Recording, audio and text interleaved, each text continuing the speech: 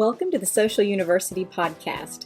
We are so glad you're joining us today because we want to help business owners, entrepreneurs, and people just like you who want to build their business online. Listen, if we can do it, you can do it. So let's go.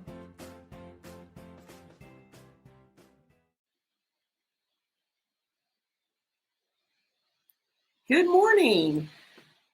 Today is a great example of no matter how long you've been doing this, technical issues still happen to everyone. I didn't think StreamYard was going to let me in.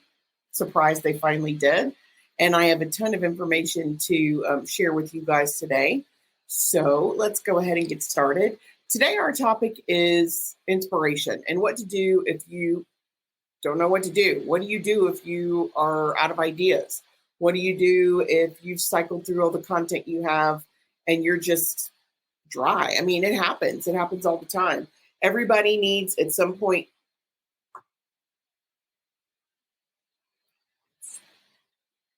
There we go. Okay, let me see if I can kind of force it to.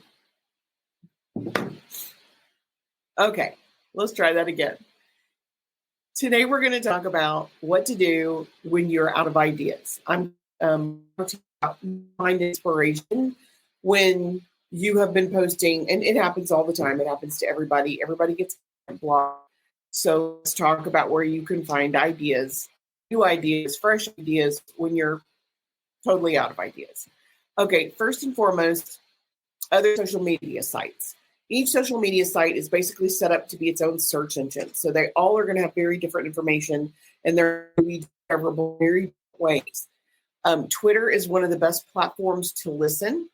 Pinterest is amazing. You're going to get, if you Google a term, if you go search for the same term on Pinterest, you're going to get very different information.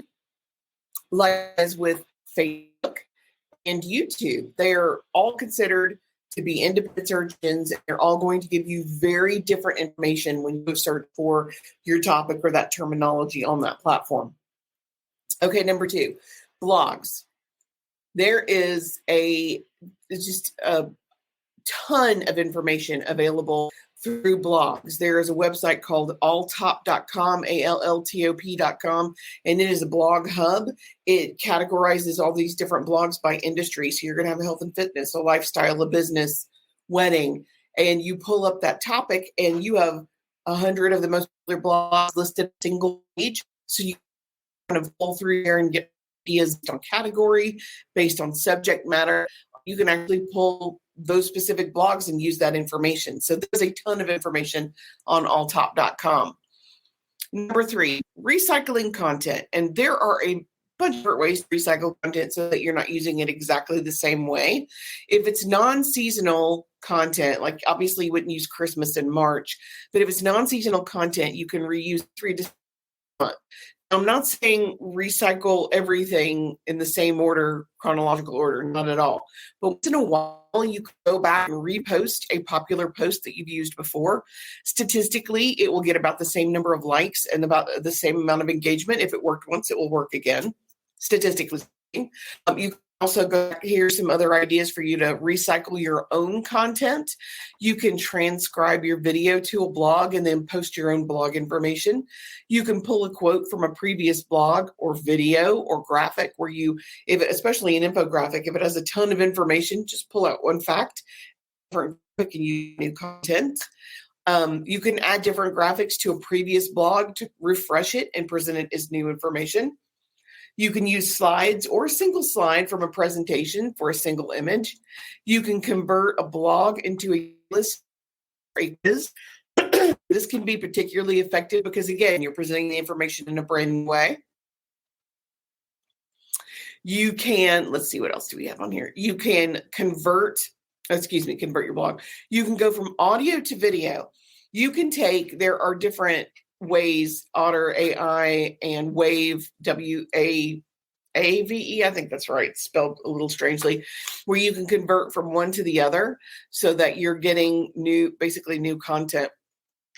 Throwback Thursday, Flashback Friday, where you can go back to your own milestones for your own company. User-generated content, I think, is a big one where People just forget that it's there. There are a lot of business owners who just don't check their user-generated content, and that's a gold mine. Your third-party endorsement really, really works. So if you have happy customers who've tagged themselves and checked in at your location, that's a great piece of content to use. Convert a blog to an infographic. So if you have the top 5 best, what's a good one? Okay, you're a wedding vendor and you have the top 5 items that people do not want for their takeaway or for their parting gift. That would make a great infographic with really interesting icons on it. You can get into the why in the blog itself, but infographics do very much get shared. You can break down a list into single posts, do a countdown. This week, we're going to talk about the top 5 things that people don't want to take home from your wedding, and we're going to do one a day. That works. You can cross-post from another platform. If you have an awesome post and it did well on Instagram, you can then go share it on LinkedIn or on Facebook so that you're getting extra traction out of that post. That is especially true of short-form video. Testimonials translate everywhere. You can do them as a screen capture. You can do them as where you create your own graphics on Canva. You can get it on video and post it on YouTube and then share the link. There's a bunch of different ways to do that. Behind the scenes videos, people want to connect with other people.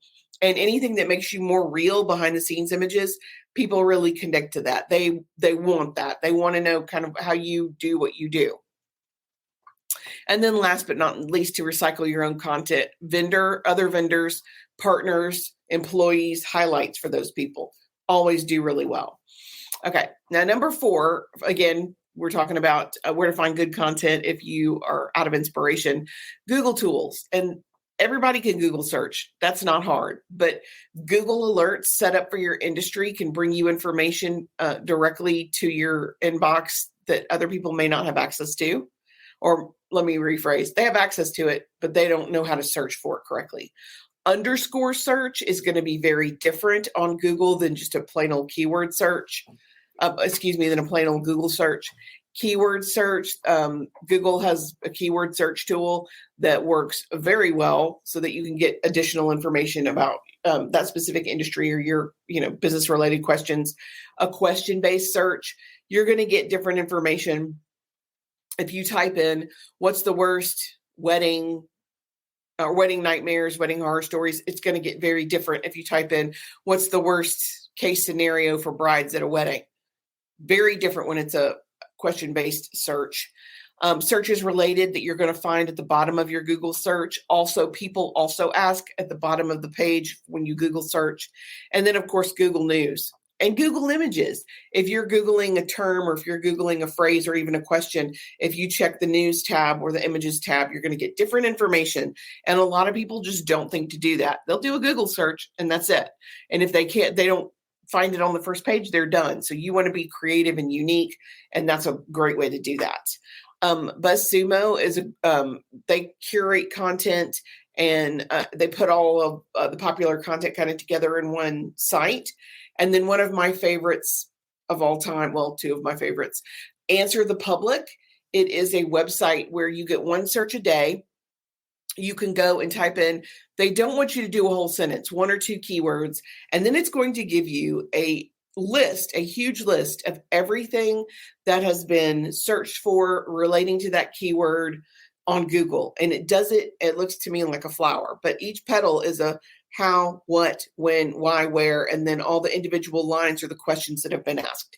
So it'll show you questions that are being asked that you may never have even thought of, that people are popular searches that people are looking for on Google itself. So Answer the Public. And if you do it correctly, you only need to do it like once a month anyway. So the fact that you only get one a day, that's not a big deal.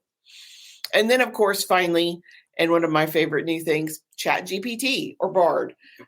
AI works. You can totally ask it for information and you're going to get a better answer if you ask a better question. So you can ask, what can I post on my social media? Okay, that's fine. But you can also ask it to generate a list of the top 10 most searched topics in your industry and build your content from that list. You just have to ask a better question. So that is it for us today. That's some suggestions for if you are dry and you need inspiration. We will be back next week to talk about how to tell if it's time to do a rebrand. We're going to talk about branding and why branding matters, and is it really time to redo your logo, pros and cons of redoing that stuff too. So you guys, thank you so much for joining me. Oh yeah, Leah says ChatGPT is it. It's amazing. And if you haven't tried it, I highly recommend it. Just go sign up for an account, kind of play with it, and get familiar with it. It's really cool. I am Karen Terradas with Social U, and I'm here to help. Thanks. Thanks for joining us for the Social University podcast. We hope you enjoyed it. Be sure to follow us on all of our social media at Stay Social U. That's the letter U. And we will talk to you next week. Remember, you've got this.